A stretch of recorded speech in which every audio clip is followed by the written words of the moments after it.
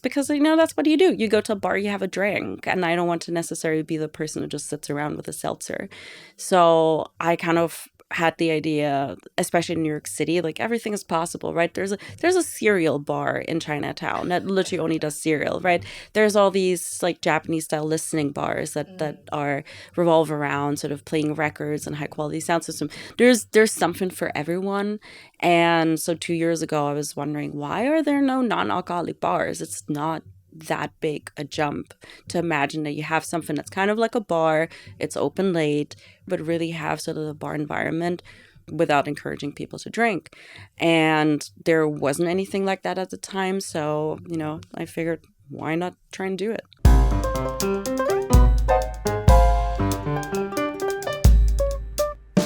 Welcome to Modo di Bere, the podcast about local drinks and local sayings.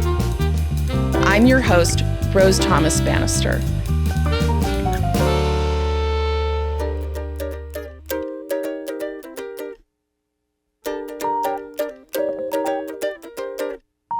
Today's guest is Sam Bale, the founder of Third Place, a series of alcohol-free bar events in New York City. She aims to provide a social space that has all the vibes of a neighborhood bar for those that are sober curious, or just taking a night off from drinking alcohol. Sam, welcome. Hi. Hey, Rose. My own goal here at Modo di Bere is to share local culture through drinks and dialect while inspiring people to have fun and try new things. As a longtime wine professional, it probably would have been simpler to market Modo di Bere as a wine project and make that my focus, but I've always insisted that I want to include all different types of drinks, not necessarily alcohol, and I love it when people come up with creative ways to make everyone feel included, especially when it comes to celebration culture. So I've been following Sam's successful series of cocktail classes and pop-up events on social media, and I'm really excited about what she's doing. Yay, thanks for having me. You're welcome. Before we start the interview, I want to let you know that Modo di Bere is a listener-supported program, and you can sustain the work I'm doing by visiting patreon.com/Modo di Bere and signing up as a patron for $5 a month to unlock bonus content. If you want to support Modo di Bere right now for free, pause the episode, find the show on Apple Podcasts, scroll down and leave us 5 stars and a written review. It really helps more people discover the show. Sam and I will be here when you get back. So Sam, you're originally from Germany, right? Mm-hmm. Yeah. From what town? It's a really small town. It's called Ravensburg. You probably never heard of it unless you're into jigsaw puzzles, because we have one of the biggest jigsaw and board game manufacturers probably in the world, at least in Europe, in our town. It's like a blue corner that says Ravensburger. Oh, fun fact. Yeah. So if you ever see a jigsaw puzzle, a box, you'll now know where it's from. That's my hometown. So it's in the southwest. It's about 2 hours west of Munich. It's not in Bavaria, though. It's in a different state. And it's just a small rural town, really. Do you have any local sayings that you want to share from your hometown or elsewhere in your life experience? Yeah, one of my favorites, and this is kind of drinking related, I guess, so it sort of, lines up with the podcast. It's 6 Bier sind auch ein Schnitzel, which means 6 beers are a schnitzel, which basically means if you just drink enough, you don't have to eat. Oh my goodness. It's a meal. 6 beers are a meal. I love this. Beer is food. Beer Exactly. is bread is kind of an interesting concept throughout history. I love that. It's very German. It's definitely very German. I have actually found that the Germans who I have met and asked about local sayings as I'm out and about, often the first saying that comes to mind is an idiom around beer. I know a nicht mein Bier. Nicht mein Bier, yeah. Yeah, so that would mean like not my business. Yeah, I'm staying out not my of cup of this. tea. Yeah. Yes. But like the German version of not my cup of tea. Oh, okay, not my cup of tea. I thought of it more as like, I'm staying out of this. Yeah. Oh, Yeah. not like, oh, sorry. And I totally confused what not my cup of tea means. Like, yeah, it's none of my business. So could you also use it for, I'm not into that? No, I think you're absolutely right. It's more like none of my problems. Like none of my business. If we're looking for an English idiom for that one, we say not my circus, not my monkeys. Not my circus, not my monkeys. I know that one. That one's actually Polish as far it's as Polish. I know, which is really funny. Yeah. Okay. Yeah, I say that a lot. Not my circus, not my monkeys. Sam, here we are recording in the first week of February 2024. I feel like dry January was a busy month of events for you. Yeah, it was pretty wild. I tried to limit it to just 4 events in dry January. I could have probably done a ton more. But in addition to running my own events, I did 2 non-alcoholic cocktail classes. I did a non-alcoholic wine tasting. I did a social with non-alcoholic beer flights at Talea Brewery in Williamsburg. So along with those events, I also just did a ton of events that I attended myself. The thing I really like about the non-alc industry is because it's still so small and growing. Everyone is really excited and everyone kind of knows each other. And so while it's kind of work, it's also just like hanging out with your friends a lot. Speaking of hanging out with your friends, listeners who have heard my interview with Julia Alvarez-Katz will know that this is the second show that I've done around the concept of the third place. Could you tell us more about this concept and why you chose it as the name for your business? Yeah, totally. So for me personally, neighborhood bars were always a third place for me, especially when I moved to New York City. You don't really have a living room or not a lot of space. So for me, my neighborhood bar back in the Lower East Side was sort of my extended living room, and it was my third place. So just to recap the idea of a third place, right? Your first place usually is home, your second place is work or school, and then your third place is any place outside of that where you have social connections.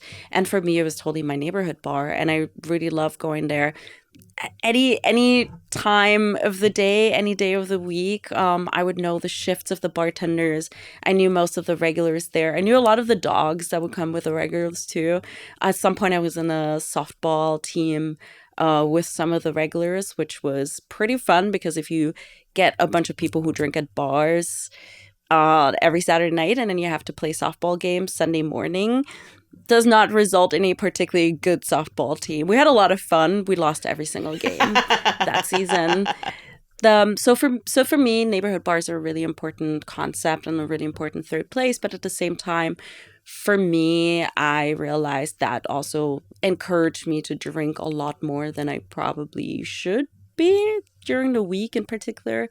Just because, that's what you do. You go to a bar, you have a drink, and I don't want to necessarily be the person who just sits around with a seltzer.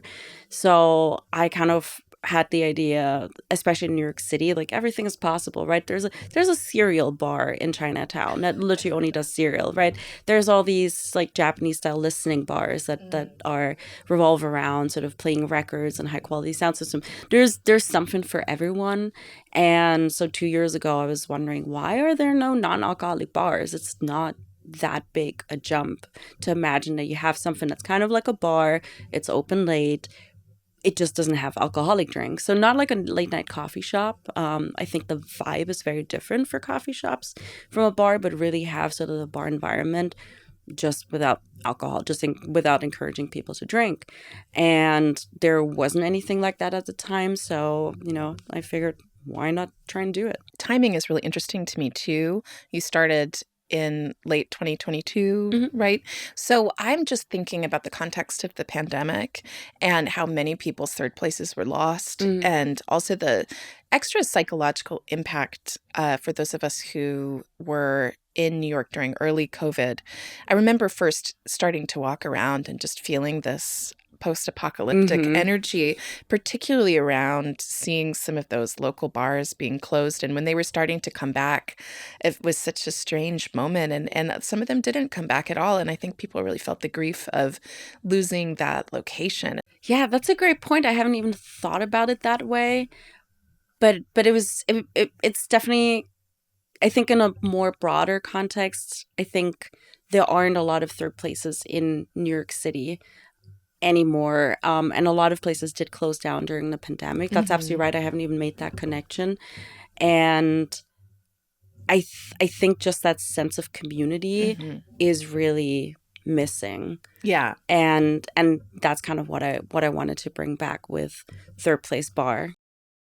I would love for you to tell us more about what you're doing and what your plans are for the future and what it's been like for people who come to your events to continue to be included in the culture of fun. Yeah, I have so many thoughts about this. So just for context, initially the idea for Third Place was to really have a third place, to have this permanent location, a brick and mortar bar that basically just doesn't serve alcohol, but sort of functions like a regular bar where people can come in, stop by anytime. They know the bartender's shifts, they know the regulars, stuff like that.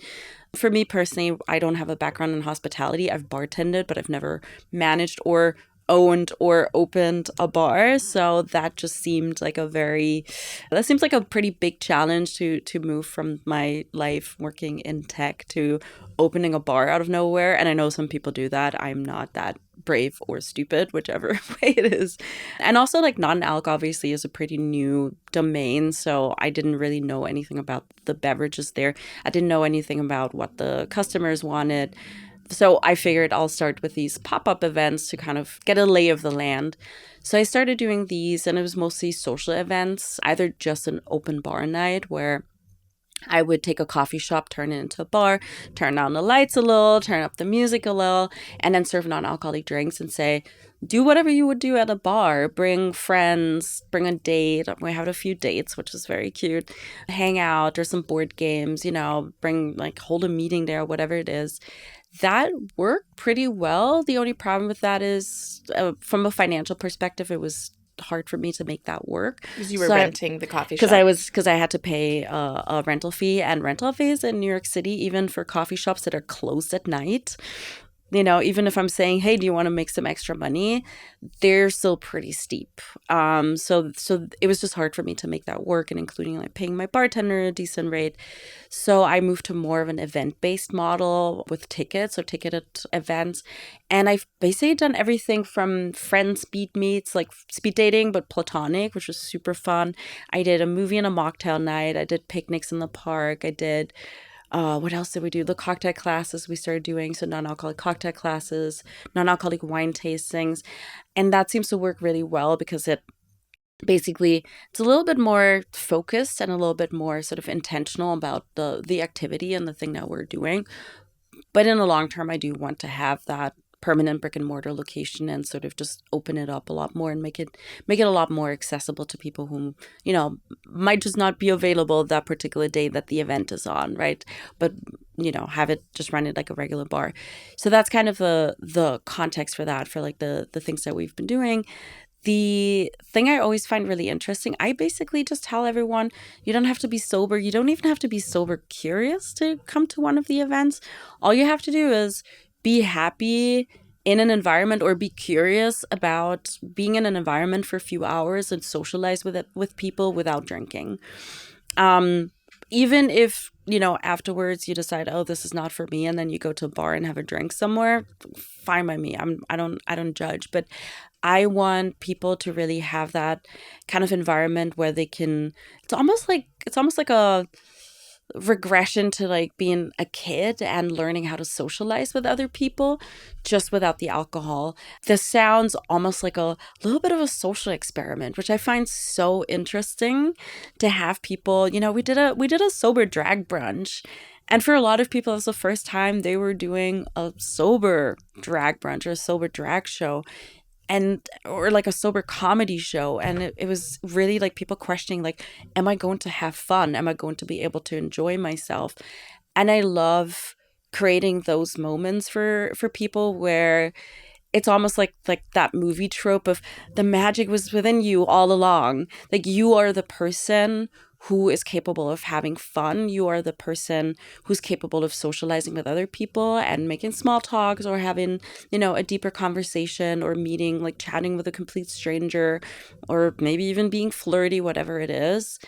And you don't actually need that liquid courage. You don't actually need any other substances for that, because you can do it, right? And having those moments and encouraging that, and really having that environment for people to explore that and explore that side of themselves as an adult is extremely satisfying for me. And I think that's where the fun comes in, where like that moment of realization, wait, I am doing this sober? Oh my God, like, this is okay, I can do this. And I think that's really where a lot of people, maybe for the first time in their adult life, realize that there's something else out there. There's something else within them. There's something else when it comes to human connection, where you can connect and you can have fun without sort of, needing that little boost, or needing the liquid courage, or needing, like, the shots and the beers to sort of take the edge off. And that to me is sort of really the main focus of Third Place Bar. And it's been just so wonderful. And actually on the on the flip side, I always say, and if you're talking to someone and you're not feeling a connection, and you're maybe awkward and maybe the conversation isn't flowing, that is also okay, because that just means you genuinely just figured out that maybe that is not the kind of person you want to talk to, or that is not, you don't get along that well, rather than sort of the, oh, well, maybe if we just have like a couple more drinks, we'll, have a great conversation. Like, why are we even doing this? So it's just a lot more, I think, authentic and genuine to have those connections or not have connections. And it's like an adult, like, exploration of human connection. And I think that I love that so much, and I find that so fascinating. I think this is really valuable, what you're doing. And I'm thinking, as you're keep talking about childhood and going back to childhood, it really can be the case for a lot of cultures that the entry to adulthood is the entry to a time when you are drinking every single night, and where 100%. all of your socialization will always be around alcohol. Yep. And yeah, if you don't want to participate in that, or if it is hard for you to be in that environment and change your relationship to alcohol, then what, you're supposed to just be at home. Yeah. I'm glad you're doing this, and I hope that more people do. And I'm thinking too about having those moments where the clarity kind of comes back, and you do feel like it kind of reminds you of being a kid again. Yeah. If being an adult was completely synonymous with just drinking every single night.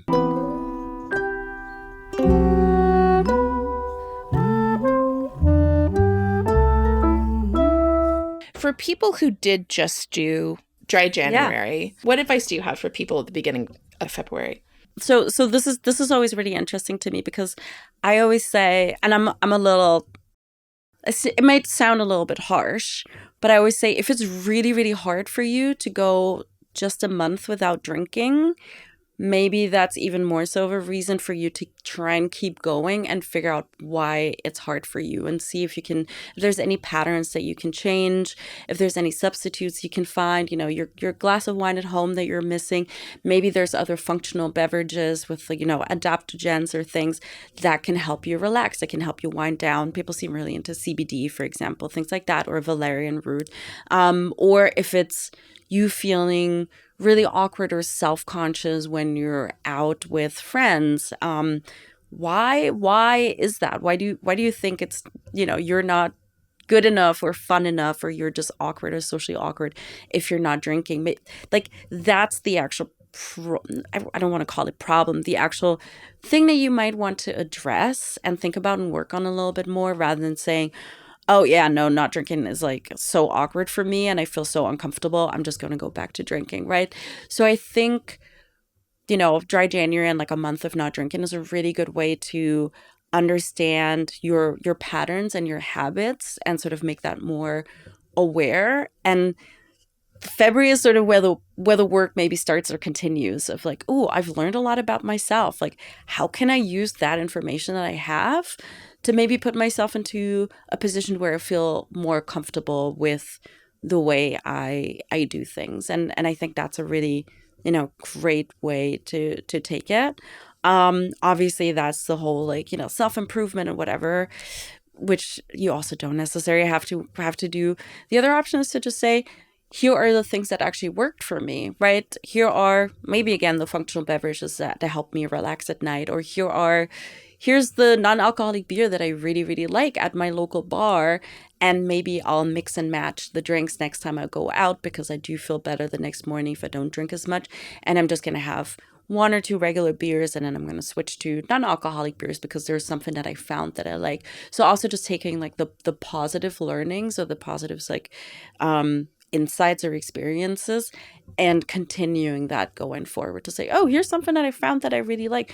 Non-alcoholic sparkling wine, for example. Maybe next time I go to a party and I'm bringing something, there's actually a non-alcoholic sparkling wine that I really like. Next time I go to a birthday party, I'm going to bring that because it's a fun little bevy.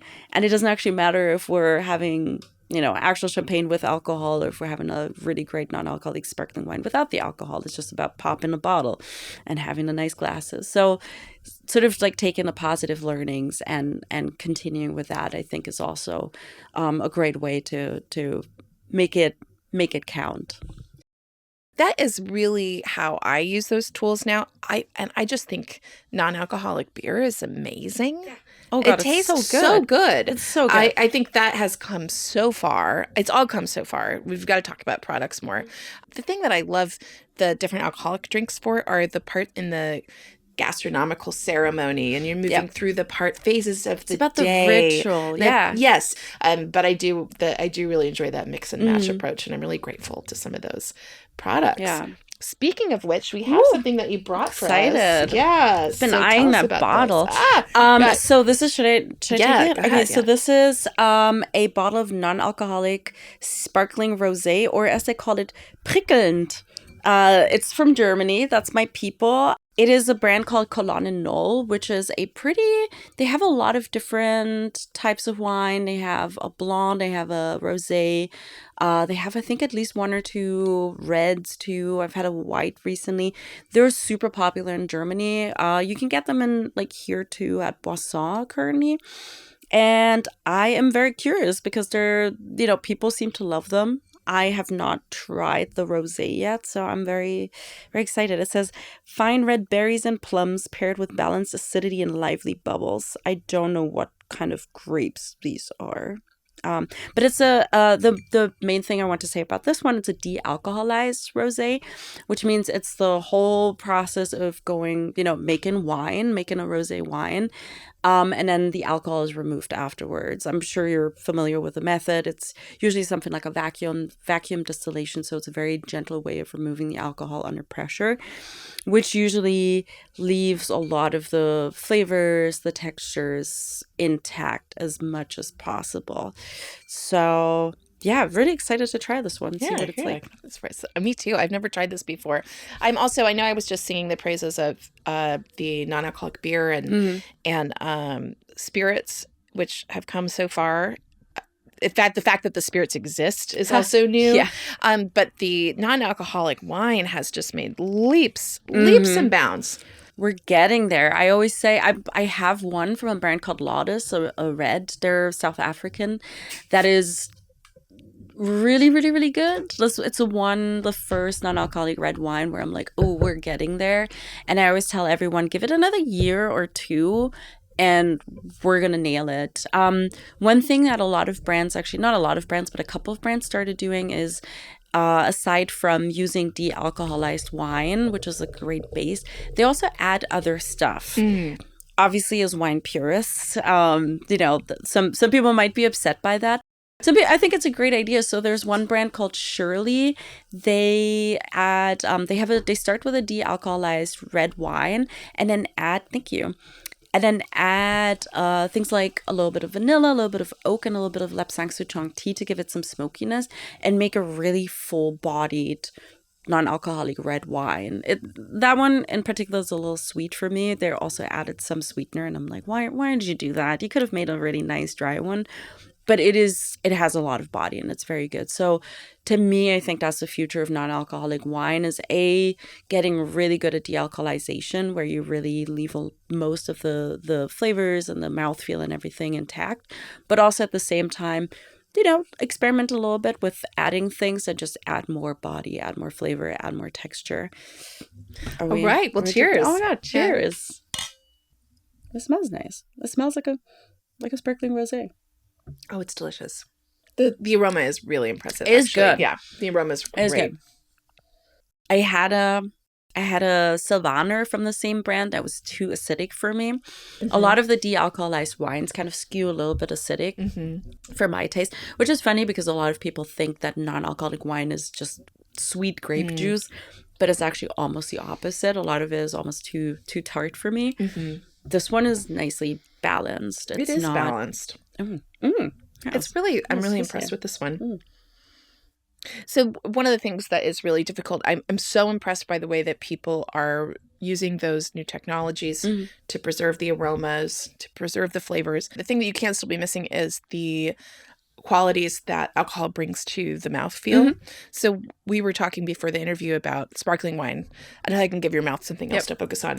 So gosh, this is great. I always say when I talk about non-alcoholic drinks, when I teach like the cocktail classes, I talk about texture a lot because people usually only think about flavor. At least like people who don't come from like a bartending background, they think about flavor, but they don't think about texture.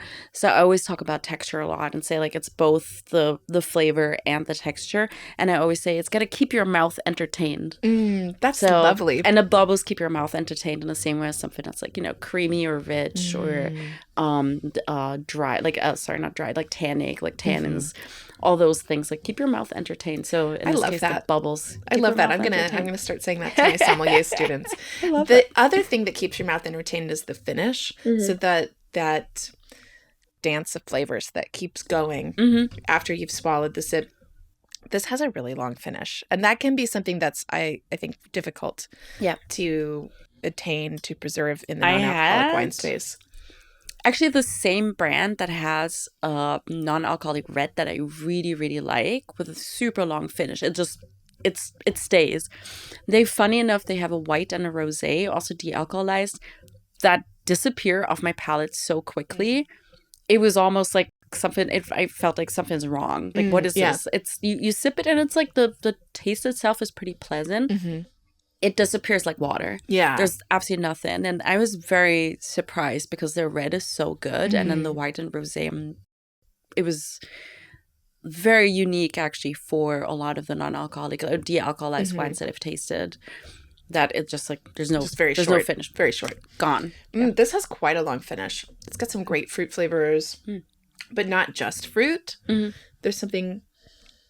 And the thing I like the most about the de-alcoholized wines is really they went through fermentation and you can taste it. This is not quite as strong. There's some definitely that are a little bit more in the funkier side. But I love this so much because to me that is a grown-up drink, right? Yes. And that's the difference between something that's just a sparkling grape juice. Yeah. And like this is a grown-up drink. It's not something that you would necessarily serve to kids, right? They might not even like it if it's too funky or yeasty or whatever it is. Well, this is great. And why should it be depressing? Right? It's great. I like it. This is interesting because a lot of times with these wines, I'm finding maybe some pretty good stuff on the nose, but then a little disappointed in the palate. And I know I said that this has a nice nose, and it does, but I'm actually finding more complexity in the palate than in the nose. There's some like unripe strawberry, and for me, and like some kind of, I don't know, almost minerally, almost kind of coppery flavor. I definitely, coppery I think is probably the thing for me. Also, I'm not a wine person, so I'm like, I like the taste. And there's some fruit and there's definitely like a coppery sort of is very nice. I'm really impressed with this one. So I approve. All right, to the Germans. To the Germans. Cheers. Are you enjoying the Modo di Bere podcast? Do me a favor and tell a friend.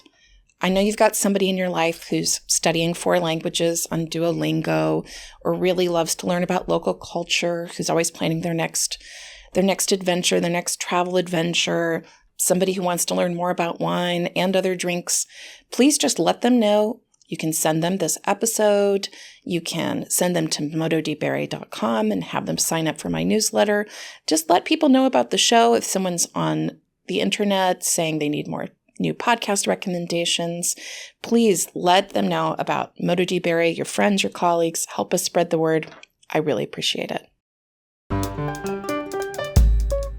So you've had a long career in tech, and I know that you've done some advocacy work around inclusion of women in science and in business. How does this background inform your decision to start your own business?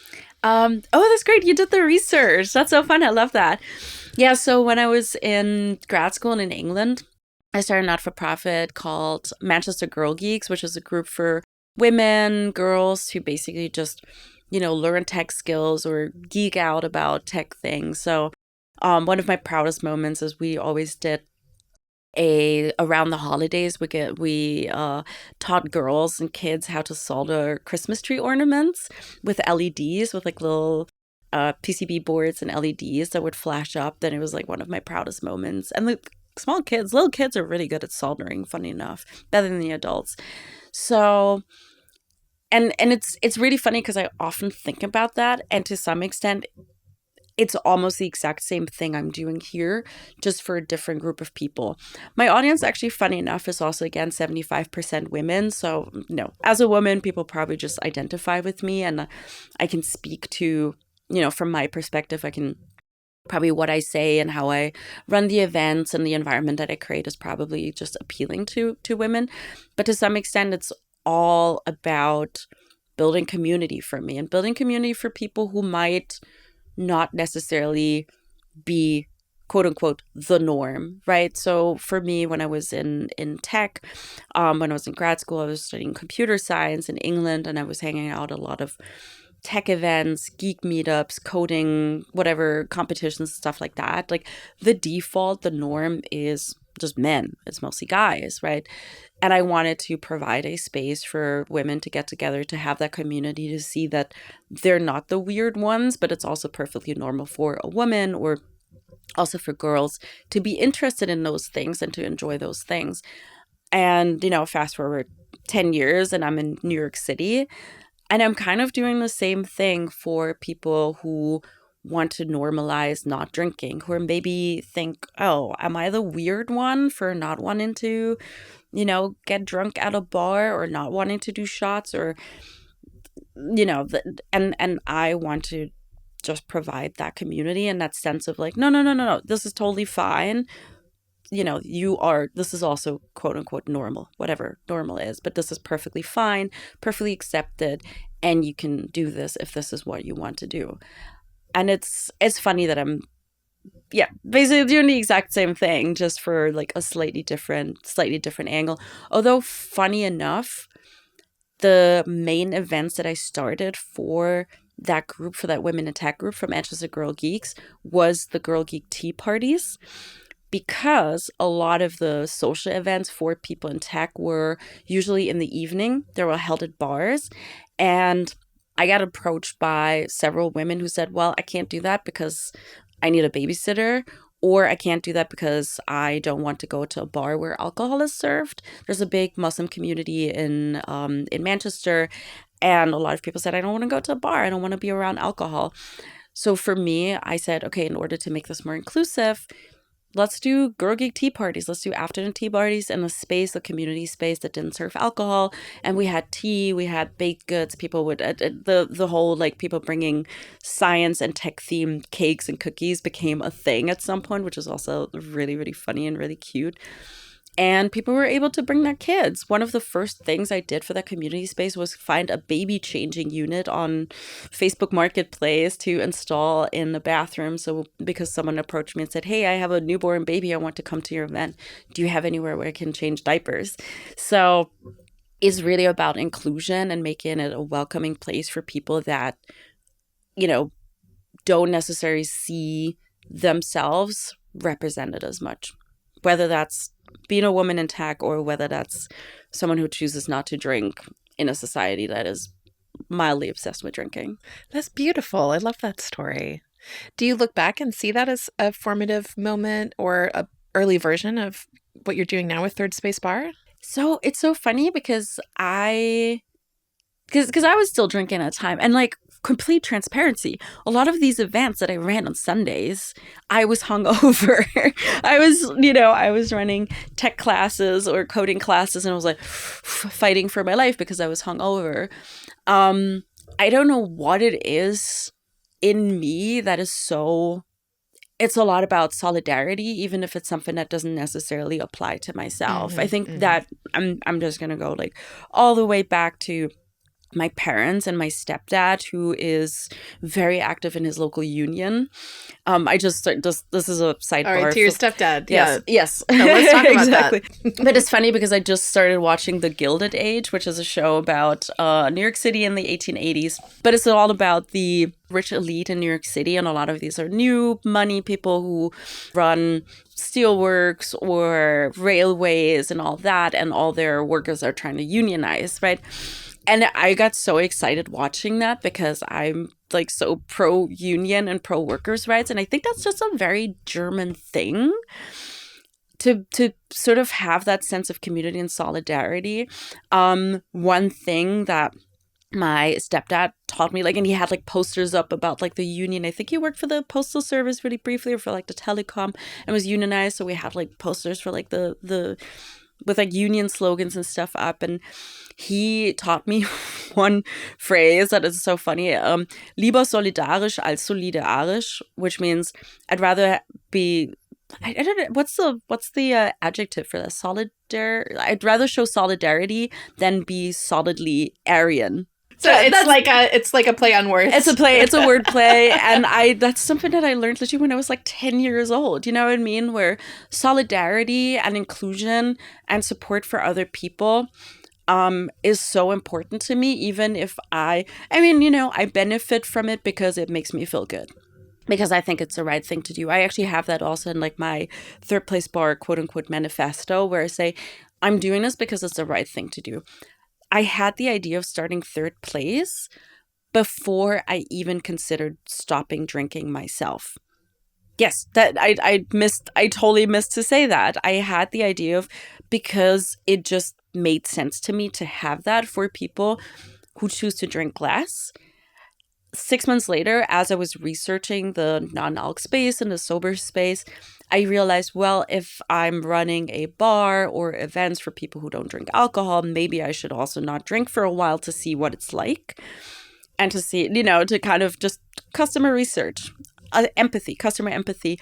And then I did that for 2 months and was, oh, this is awesome. I'm going to just quit completely, or at least like keep this going until it doesn't serve me anymore. And that's been 14 months at this point. But I really had that idea of providing that space and providing that option and alternative before I even applied it to myself. So I don't know what it is within me that's so focused on just creating an inclusive and welcoming environment for other people that might feel, quote unquote, marginalized in some way, without me necessarily being 100% part of that group. And in a sense, it's like solidarity with queer people in the LGBTQ community. I ran the entire month of June. I just ran pride events, basically. I ran a sober drag brunch. I ran a sober queer social. I'm not part of the community. A lot of my friends are, and I think it's the right thing to do to support them. Why would I not do that? Why would I not support a marginalized group? And again, it's not entirely altruistic because it makes me feel good. It makes me feel good to make people happy and provide a space for them. And it seems like it's the right thing to do. So that's kind of I think we're sort of the thread that really leads to like a lot of the things that I have done in my life. It's making myself feel good by providing these kinds of spaces for other people that I'm, that might be marginalized, that I want to see happy and succeed. I love that. Cheers. Cheers. That's beautiful. And another one. How do you say cheers in German? Prost. Prost. Prost, yeah. This is really good, this wine. I heard you talk about European drinkers in another podcast. And on the Sober Sally's podcast, yeah, you talked about... Shout out to my friend Alex. Yes. And Bridget, the Sober Sally's. Yeah. Also, disclaimer, I have not lived in Europe for 10 years at this point. And I was in England for 5 years before that, which might not quite qualify for what I am about to say. The main thing for me, I think, first of all, drinking at least beer and wine is legal in, I believe, most European countries at age 16. So you kind of just start drinking beer, wine, mostly beer in Germany when you're 16 and sort of get eased into it. To be fair, I did drink a lot when I was 16, and I got pretty drunk and I got pretty hungover, and I definitely also drank liquor, which I was not allowed to, really. But I think for me, it seems that drinking, beer, wine is sort of a little bit more. I can only use like this word low key. It's a weird word, but it's sort of more normal and it's not as glamorized, I would say, as it is here in the US. To me, in the US, and I feel like the US in general are like it's a country of extremes, right? It's a lot of black and white. It's like extreme drinking or drug use or whatever it is, or it's extreme health and wellness. Right, the people who do like the IV drips and stuff. Like in Germany, people will be like, "Why would you do that? Unless you're like in a hospital, why would you do an IV drip?" Right? It's very much so. So the U.S. I think is just generally a lot more extreme. But it seems to me that drinking is so glamorized here, and so part of rather than we're going somewhere and like maybe there's drinks. It's no, we're going to do this cruise and there will be, and it's an open bar. Or we are going to a sip and paint and there's an open bar. Or we're going to do a bottomless brunch. I don't think bottomless brunch is a thing in Germany. You know what I mean? It's very, the exciting thing that you do is, whoa, there's drinking. Even I kind of hang out on the internet a lot, and there's a lot of conversations about open bars at weddings where people are upset if there's no open bar at a wedding. And I'm like, you're there to celebrate people getting married. You're not there to get trashed. And even if you do want to get trashed, like you can probably spend $20 or $30 on your own drinks if you're already getting a free dinner. What you know what I mean? Where I'm like, and people do get genuinely upset if there's no open bar at a wedding. It's like, whoa. It seems there's like a weird obsession with drinking as the thing to do, as the activity, and the activity that makes it fun. And that to me has just never been my experience in Germany, at least. The UK, different situation. They drink like crazy. But in Germany, it's sort of like you go somewhere, you go to a concert and you have some drinks, or you meet up with friends, and like there's drinking is always there. But it's part of what you're doing. It's not the main attraction. And it's a little alienating for me here to do like, to see drunk yoga. Like that also just seems completely nonsensical to me. It just seems like, a very odd obsession. But you can go all the way back to like Puritan culture and all of that, right, where it's like, oh, the stuff that's not allowed, right? Yeah. Or like prohibition, right? We never did prohibition in Europe because we're like, well, we're just like drinking and that's fine. So to me that's kind of really just like an extreme focus and obsession that I really haven't seen anywhere else. Like you probably, Italians, right? Like in Italy, people drink and like enjoy drinking and probably also drink more than they should maybe, but it's not something like, let's drink. This is amazing, right? It's just part of your life. Part of your culture. Yeah. The special drink has always been big at our house because I have a kid, but also because I love to have parties. Yeah. And I actually love it when someone comes who is sober or has a food allergy, because I love making people feel included. And I like plan things where there's a punch where people can add alcohol or not. And I think, the first person to come to one of my parties and said, I don't drink, I thought, oh, I want to have something for you. I don't want to just give you a glass of water. Yeah. It makes me think of the questions people ask, or that maybe people used to ask. Why are you drinking a Coke? Are you pregnant? Yeah. So I wanted to ask you, what are some of the responses that you tend to get from people after you stop drinking? And do you have advice for people who drink on how to chill out around people who don't drink? Yeah, it was surprising. I think this is also just like my personality, that people sort of, especially people who know me, are like, oh, Sam just does a thing and that's what she does now. So there weren't that many of my friends actually that were questioning it, which is funny because I was also pretty known as the party girl. I'm always the person who's like, let's do shots, at like 1 o'clock in the morning. So I personally didn't even get that much. And definitely people were very surprised. It's like, oh, okay. But I didn't get a lot of criticism. I think in general, there's definitely a lot of, oh, are you pregnant? Or, sort of just making assumptions about, oh, was it that bad? Or, oh, you don't even drink that much. The thing I get a lot is almost the reverse, where people, instead of asking about me, sort of talk about their own drinking and justify their own drink and say, oh, yeah, I don't actually drink that much myself either. And I'm like, that's fine. I didn't ask, and I also don't necessarily care. Like, that's, you do you, and I'm not judging you. But I feel with that sort of response that people might feel a little judged or sort of like, having a mirror held up to their own drinking behavior, and it makes them a little awkward or uncomfortable. I think that's the main thing that I notice.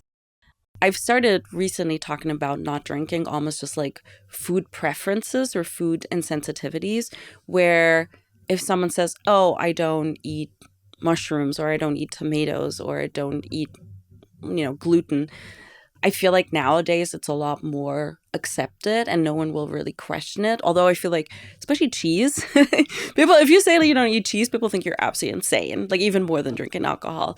But maybe they don't step in and want to talk to you for 10 minutes about their relationship with cheese. Exactly. But for me, like just to answer your question about like how do people who do drink just respond to that, it's just whatever someone drinks or eats is so irrelevant really to some extent, unless you're hosting and you're trying to accommodate them and kind of understand like what do you want, or what can I offer you, right? But aside from that, I would say that sounds a little harsh, but mind your own business, right? Like what someone else eats or drinks is really nicht mein Bier. Yeah, nicht mein Bier, exactly. It's don't worry about it. Like there are other things to think about or worry about or talk about than really, every person has so many different food preferences. Some people don't like eggs, some people don't like cereal, some people don't like tomatoes, mushrooms, whatever it is, right? Some people don't like spicy food. It's not that important. So just say like, oh, okay, cool. If you're in a position where you're hosting and you're, okay, what else can I offer you? Or let me see if I can offer you something. And if not, then move on with your life. It's not that big a deal. I have a long career in alcohol and in wine. And I think it can be a space where it can be very lonely if you are wanting to make some changes. And part of that is just the stereotypes of, unless it's the worst case scenario, most terrifying alcoholic story, then in between that and not drinking at all, there is this void for people in trying to figure out how to change their relationship with alcohol. I'm glad that that's changing. And I think that that's why I really like Dry January. I see some creators in the alcohol space, especially as the wine industry consumption is declining. There are studies coming out that young people aren't drinking as much. There's been some new health studies. Personally, I really think that for people who want the wine industry to continue to do well, the wrong response is this panicked kind of hectoring around Dry January or making fun of it. I don't know. For me, it was a chance to avoid that questioning. Is kind of the time of year where you could try something and you had a really easy thing to say.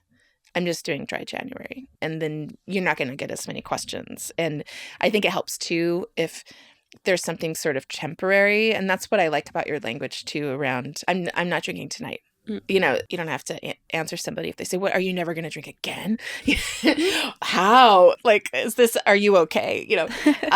What happened for me, I did Dry January, kind of started with that. And then I had some periods of time where I went from about 1 to 3 or 4 months without drinking.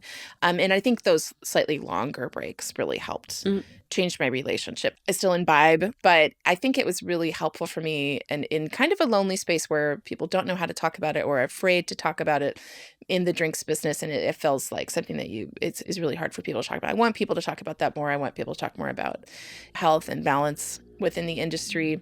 There's a lot of places where that could happen. And there's all kinds of reasons too that people might not drink if they are pregnant, if for a religious reason, for a health reason, because they're taking a medication. Who cares? Yeah. Yeah. Exactly. Who cares? And I always say, can we just normalize not drinking? Yeah. It's kind of crazy if you think about it, right? That you have to normalize not consuming I'm not like a, hardliner on, oh my God, alcohol is the worst thing ever, but it is a poison. Like, it is toxic to cells and to your body. Like, that's just a fact. So can we like normalize not consuming something that is toxic to us, right?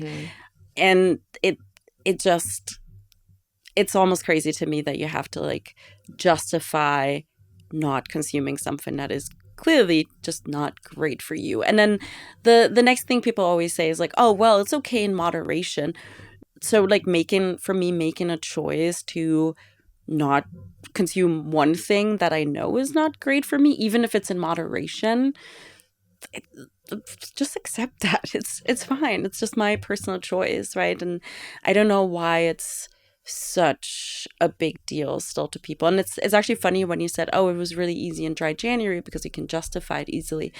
I would like for us to be able to just say that any time of the year, not just get like a free pass in January to say you're not drinking without people questioning it, but really just any time of the year. If it's June and you say, oh, I'm not drinking tonight, or I'm not drinking at the moment, or whatever it is, like I'm having a busy month and I want to be able to get up early and get my work done without feeling like even just the slightest effects of hangover. So I'm not drinking this month, or I'm drinking whatever it is. You don't even need a justification, right?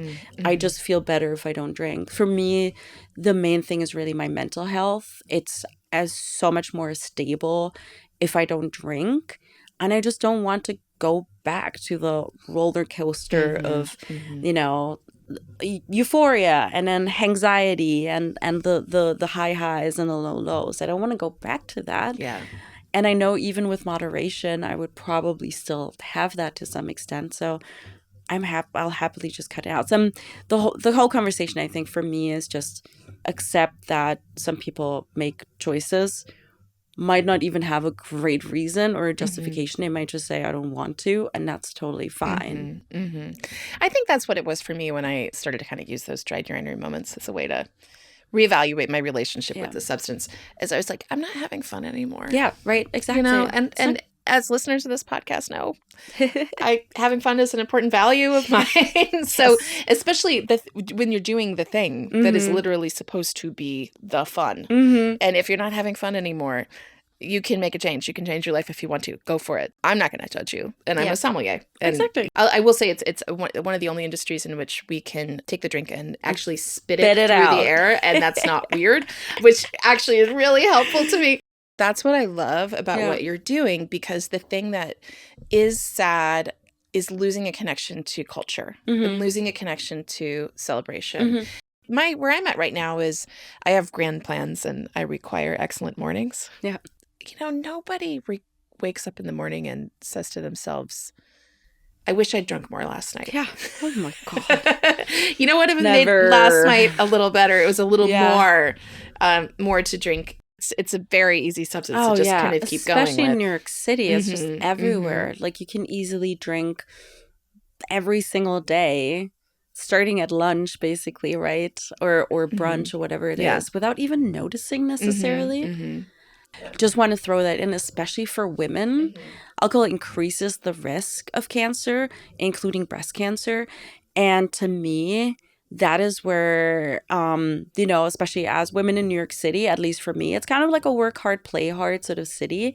And you're just constantly out, you're socializing, you're doing the boozy brunch, you're going on dates, right? You're constantly drinking.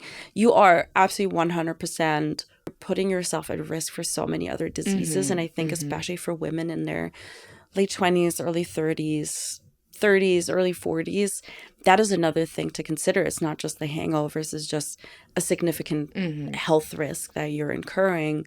There are some things that I think we can avoid.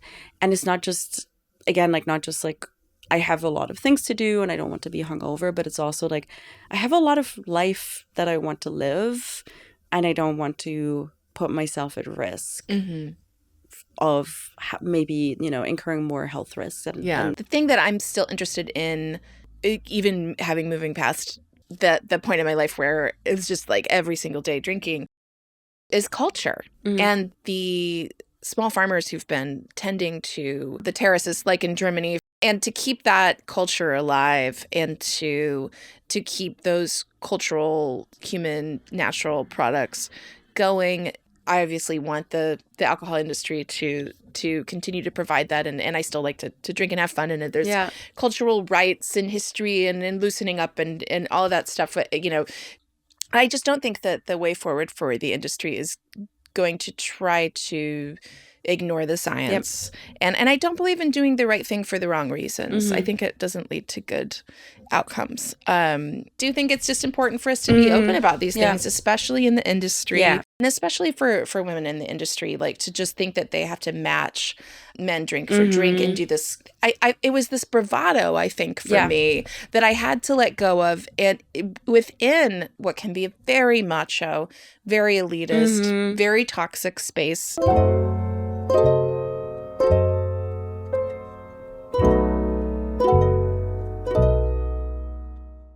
I feel like certain people have the community builder thing. I'm definitely one of those people.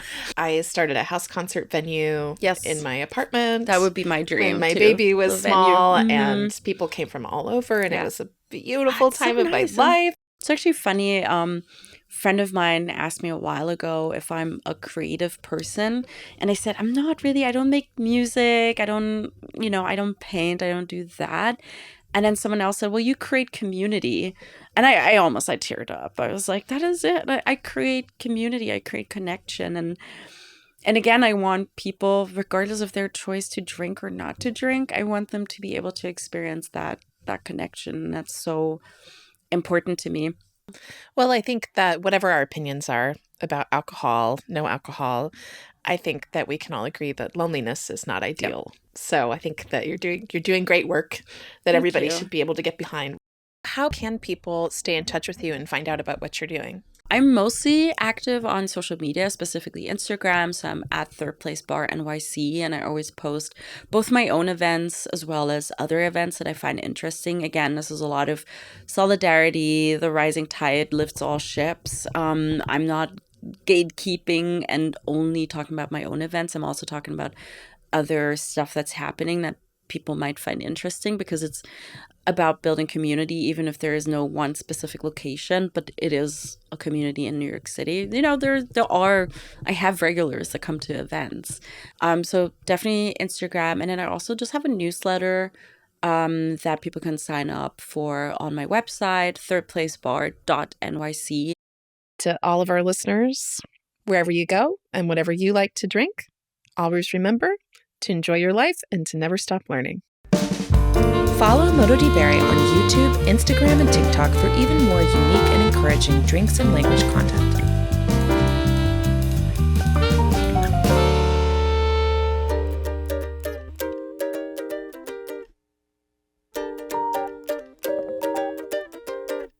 Music for the podcast was composed by Ercilia Prosperi and performed by the band O. You can purchase their recordings at oumusic.bandcamp.com.